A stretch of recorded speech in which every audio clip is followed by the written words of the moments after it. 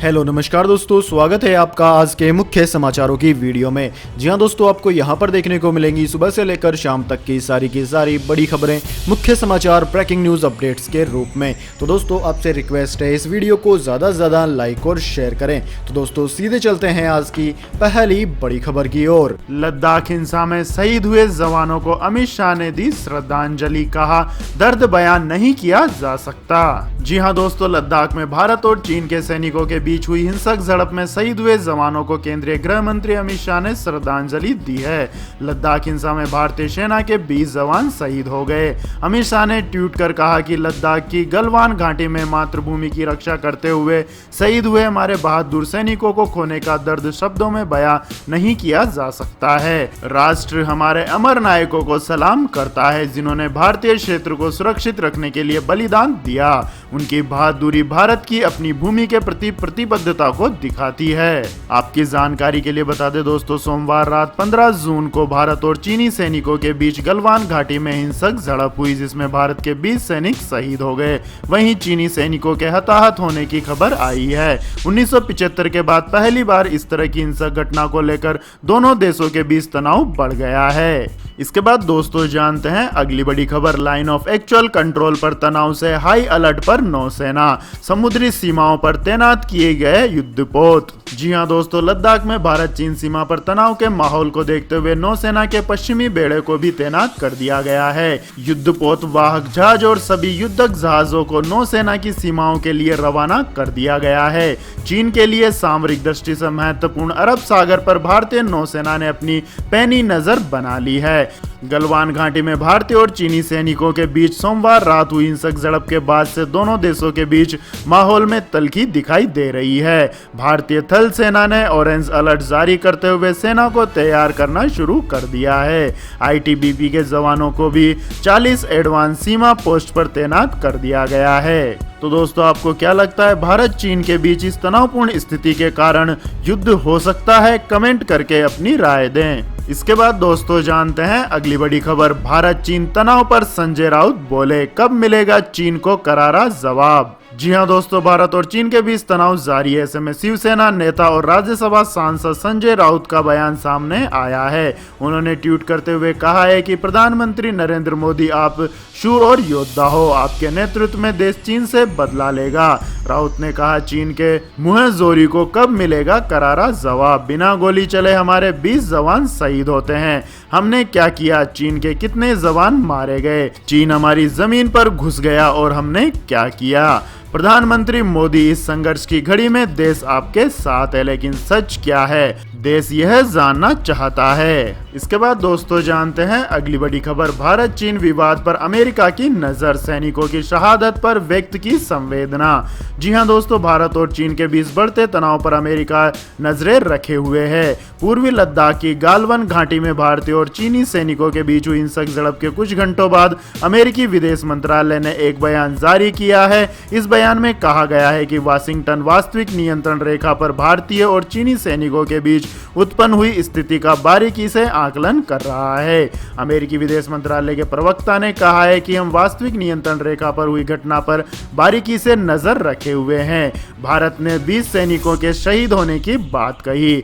हम पीड़ित परिवारों के प्रति संवेदना व्यक्त करते हैं। भारत और चीन दोनों ही डी-एस्केलेट की इच्छा व्यक्त कर चुके हैं और हम मौजूदा स्थिति के शांतिपूर्ण समाधान का समर्थन करते हैं। इसके बाद दोस्तों जानते हैं अगली बड़ी खबर। प्रधानमंत्री नरेंद्र मोदी 21 जून को करेंगे राष्ट्र को संबोधित।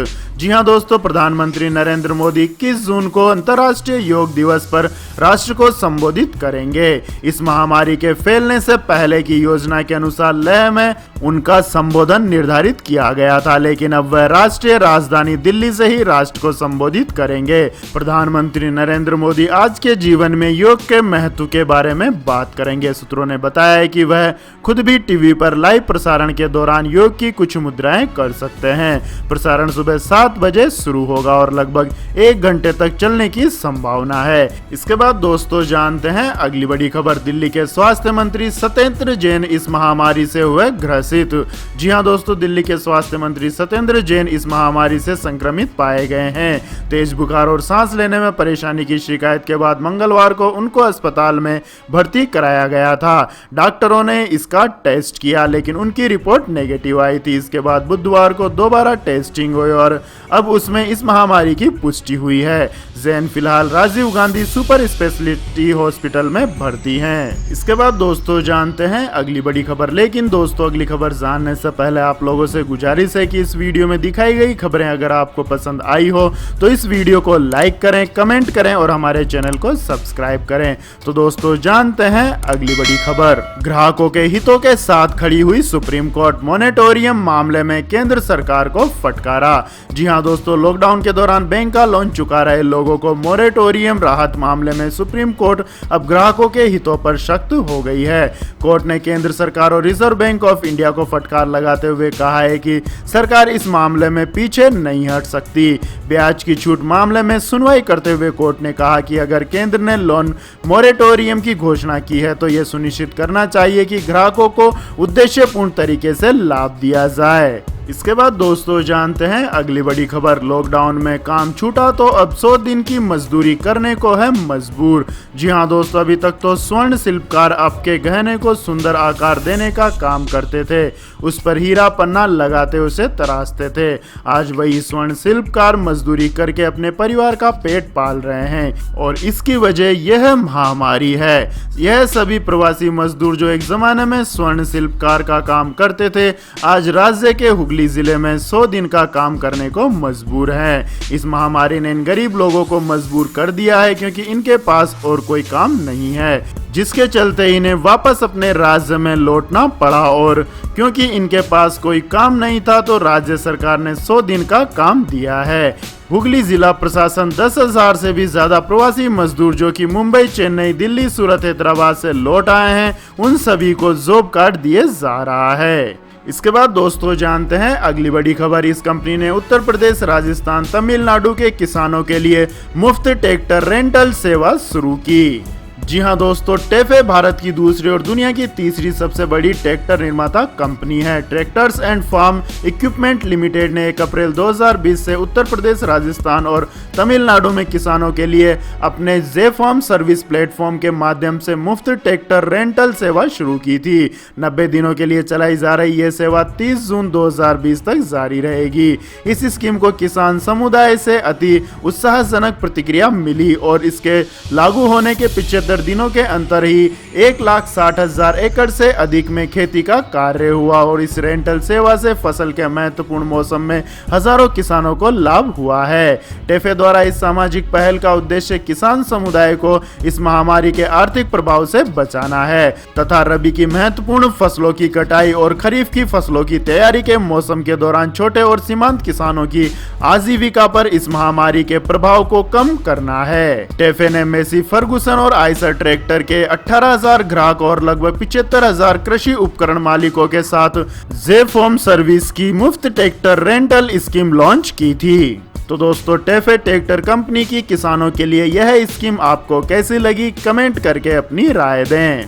इसके बाद दोस्तों जानते हैं अगली बड़ी खबर। एक घर में कई लोगों को मिल सकता है पीएम किसान स्कीम का फायदा। जी हां दोस्तों, प्रधानमंत्री किसान सम्मान निधि स्कीम का लाभ प्रवासी मजदूरों को भी मिल सकता है, लेकिन उन्हें सभी शर्तें पूरी करनी होंगी। एक घर में कई लोगों को इसका फायदा मिल सकता है बशर्ते वो बालिग हो और राजस्व रिकॉर्ड में उसका नाम दर्ज हो। केंद्रीय कृषि राज्य मंत्री कैलाश चौधरी ने कहा कि शर्तें पूरी करने वाला मजदूर रजिस्ट्रेशन करवाए, सरकार पैसे देने को तैयार है। मजदूर के नाम पर कहीं खेती होनी चाहिए और अब इस स्कीम के रजिस्ट्रेशन के लिए कहीं जाने की जरूरत भी नहीं है। खुद ही स्कीम की वेबसाइट पर जाकर इसके फार्मर कॉर्नर के जरिए आवेदन किया जा सकता है। इसमें खास तौर पर रेवेन्यू रिकॉर्ड में नाम और बालिग होना जरूरी है। अगर किसी का नाम खेती के कागजात में है तो उसके आधार पर वो अलग से लाभ ले सकता है, भले ही वो संयुक्त परिवार का हिस्सा ही क्यों ना हो। इसके बाद दोस्तों रुक करते हैं अगली बड़ी खबर का। इस महामारी के संक्रमण के चलते बीजिंग से सैकड़ों घरेलू उड़ानें और ट्रेनें हुई रद्द।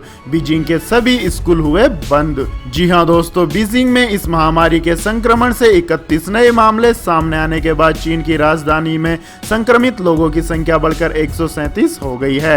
मरीजों के लगातार बढ़ने के मद्देनजर यहां सैकड़ों घरेलू उड़ानें व ट्रेनें रद्द कर दी गई हैं। उधर पिछले 6 दिनों के दौरान बीजिंग स्थित शिनफादी थोक बाजार आए 90,000 लोगों की जांच की जा रही है। तो दोस्तों, आपको क्या लगता है, चाइना में एक बार फिर इस महामारी का दौर चालू हो गया है? कमेंट करके अपनी राय दें। इसके बाद दोस्तों जानते हैं आज के मौसम अपडेट्स। तो दोस्तों, अगले 24 घंटों के दौरान पूर्वी भारत, पश्चिम बंगाल के कई हिस्सों, बिहार, झारखंड, कोंकण, गोवा, तटीय कर्नाटक और केरल के कुछ हिस्सों में मध्यम से भारी बारिश होने की उम्मीद जताई गई है। और छत्तीसगढ़, दक्षिणी और पूर्वी मध्य प्रदेश, पूर्वी उत्तर प्रदेश, गुजरात के कुछ हिस्सों, आंतरिक महाराष्ट्र और आंतरिक कर्नाटक में हल्की से मध्यम बारिश के साथ 1-2 स्थानों पर भारी वर्षा हो सकती है। वहीं आंध्र प्रदेश, तेलंगाना, दक्षिणी राजस्थान, लक्षद्वीप और उत्तराखंड में भी कुछ स्थानों पर हल्की से मध्यम बारिश होने के आसार हैं। राजस्थान के अनेक हिस्सों पर लू का प्रकोप बना रहेगा।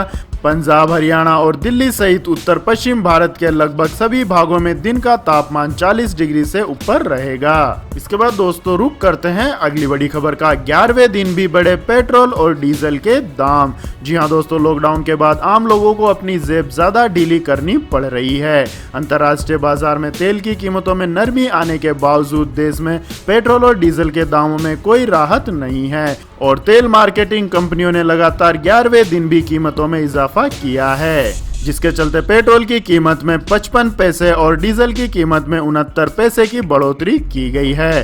राजधानी दिल्ली में पेट्रोल का भाव अब बढ़कर 77 रुपए 28 पैसे प्रति लीटर हो गया है। वहीं डीजल का दाम 75 रुपए 79 पैसे प्रति लीटर पर पहुंच गया है। इसके बाद दोस्तों जानते हैं आज के सोने और चांदी के भाव। तो दोस्तों, भारत और चीन के बीच भू राजनीतिक तनाव और अंतर्राष्ट्रीय बाजार में स्थिरता के बीच दिल्ली सराफा बाजार में सोने की कीमतों में मामूली बदलाव देखने को मिला है और 10 ग्राम सोने के भाव में 18 रुपए का इजाफा हुआ है। वहीं चांदी की कीमतों में 380 रुपए प्रति किलोग्राम की तेजी देखने को मिली है। आपकी जानकारी के लिए बता दें दोस्तों, दिल्ली सराफा बाजार में सोने की कीमतों में 18 रुपए की मामूली बढ़त देखने को मिली, जिसके बाद नया भाव 48,220 रुपए प्रति 10 ग्राम हो गया है और चांदी में 380 रुपए की तेजी दर्ज की गई, जिसके चलते चांदी का भाव 49,250 रुपए प्रति किलोग्राम पर पहुंच गया है। इसके बाद दोस्तों जानते हैं अगली बड़ी खबर। इस संकट की घड़ी के बीच आई अच्छी खबर। ई-कॉम एक्सप्रेस अगले 2 माह में 7,000 लोगों को देगी नौकरी। जी हां दोस्तों, logistic service provider e-com express ने बुधवार को कहा है कि कंपनी की अगले 2 माह में 7,000 से अधिक कर्मचारियों की नियुक्ति की योजना है। कंपनी ने कहा है कि ये नियुक्ति डिलीवरी से लेकर warehousing management, operations, information technology और डाटा साइंस जैसे सभी विभागों में होगी। ई-कॉम एक्सप्रेस के सीनियर वाइस प्रेसिडेंट और chief human resource officer Saurabh Deep Singal ने बयान जारी करते हुए कहा है कि हम ई-कॉमर्स इंडस्ट्रीज को लॉजिस्टिक सर्विस प्रदान करते हैं। ऐसे में कर्मचारी हमारे लिए सबसे अहम और हमारे ऑपरेशंस की धुरी हैं। इसके बाद दोस्तों जानते हैं अगली बड़ी खबर। रूस चीन के साथ 23 जून को प्रस्तावित वर्चुअल बैठक का बहिष्कार कर सकता है भारत। जी हां दोस्तों, लाइन ऑफ एक्चुअल कंट्रोल पर भारत और चीनी सैनिकों में हिंसक झड़प को लेकर उपजे हालात के बीच भारत 23 जून को प्रस्तावित रूस इंडिया चीन की वर्चुअल बैठक का बहिष्कार कर सकता है। इस मामले से जुड़े लोगों ने बुधवार को यह जानकारी दी। लद्दाख में करीब 1.5 महीनों से चले आ रही तनातनी सोमवार रात हिंसक झड़प में बदल गई। हिंसक झड़प में भारत के 20 सैनिक शहीद हो गए और कई घायल हो गए। चीन को भी भारी नुकसान हुआ है। इसके बाद दोस्तों जानते हैं अगली बड़ी खबर। फ्लिपकार्ट 90 मिनट के अंदर आपके घर पहुंचाएगी सामान। लॉजिस्टिक स्टार्टअप शेडोफैक्स से मिलाया हाथ। जी हां दोस्तों, ई कॉमर्स कंपनी फ्लिपकार्ट आपके घर पर सामान की डिलीवरी सिर्फ 90 मिनट में ही कर देगी। इसके लिए कंपनी एक अलग बिजनेस सेगमेंट शुरू करने की तैयारी में है। इस नए प्रोजेक्ट के तहत कंपनी लोकल स्टोर से संपर्क करके ग्रोसरी सर्विस से इसकी शुरुआत करेगी। सूत्रों की माने तो यह सर्विस 1 महीने में लॉन्च हो सकती है। 90 मिनट में आपके घर तक सामान पहुंचाने के लिए कंपनी लोकल स्टोर्स और अपने केंद्रों का सहारा लेगी। इस सुविधा के साथ company company hyper local segment में उतरना चाहती है। रिलायंस की जियो मार्ट और अमेजन जैसी कंपनियों के इस सेगमेंट में उतरने से काफी कंपटीशन बढ़ गया है। ऐसे में फ्लिपकार्ट खुद को बेहतर बनाने पर काम कर रही है। इसके बाद दोस्तों जानते हैं अगली बड़ी खबर। सैमसंग का mid range Galaxy A21s smartphone Bharat में हुआ लॉन्च। जी हां दोस्तों, सैमसंग ने अपना गैलेक्सी A21s हैंडसेट भारत में लॉन्च कर दिया है। इसकी कीमत 16,499 से शुरू होगी। यह mid range smartphone Realme 6 series और Xiaomi Redmi Note 9 Pro को मार्केट में टक्कर देगा। गैलेक्सी A21s का नया स्मार्टफोन क्वेड कैमरा सिस्टम और लंबी बैटरी लाइफ के साथ मिड रेंज मार्केट में बाकी स्मार्टफोन की बराबरी करेगा। इन्फिनिटी और डिस्प्ले और 4 रियर कैमरे के साथ सैमसंग बजट स्मार्टफोन मार्केट में प्रवेश कर रहा है। यह स्मार्टफोन यूरोप के कई देशों में पिछले हफ्ते ही लॉन्च हुआ था। गैलेक्सी A20s के मुकाबले यह डिवाइस बेहतर कैमरा सेटअप और 5000 mAh की लंबी बैटरी लाइफ देगा। तो यह थी दोस्तों आज की सभी महत्वपूर्ण बड़ी खबरें। तो दोस्तों आपको हमारा यह वीडियो कैसा लगा कमेंट करके जरूर बताएं और हमारे इस वीडियो को अधिक से अधिक लाइक और शेयर करें। साथ ही हमारे चैनल को सब्सक्राइब करके बेल आइकन का बटन भी दबा लें। धन्यवाद। जय हिंद, जय भारत, वंदे मातरम।